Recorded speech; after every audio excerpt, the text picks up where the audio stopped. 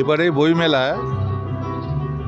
বিশেষভাবে উল্লেখযোগ্য করিমপুর বইমেলা 22তম বছরে পড়েছে। গত বছর আমরা করিমপুর জগন্নাথ হাই স্কুলের মাঠে বইমেলা করতে পারিনি, কারণ তার আগের 2 বছর করোনার জন্য বইমেলা বন্ধ ছিল। সেই জন্য গতবার ছোট্ট করে আমরা সঙ্গীতার স্মৃতি মাঠে করেছিলাম। তো এইবার আমরা করিমপুর জগন্নাথ হাই স্কুলের যে মাঠ, সেই মাঠকে ব্যবহার করেছি। করিমপুর এবং তার পার্শ্ববর্তী বইপ্রেমী মানুষরা করিমপুরের এই বইমেলাতে আসছেন, বই সংগ্রহ করছেন এবং খুবই সুন্দরভাবে একটা সময় কাটাচ্ছেন।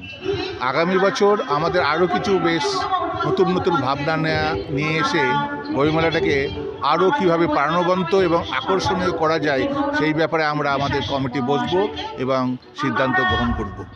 আমার নাম দীপক সাহা, আমি শিক্ষক শিকারপুর হাই স্কুলের এবং বইমেলা কমিটির সহ সভাপতি।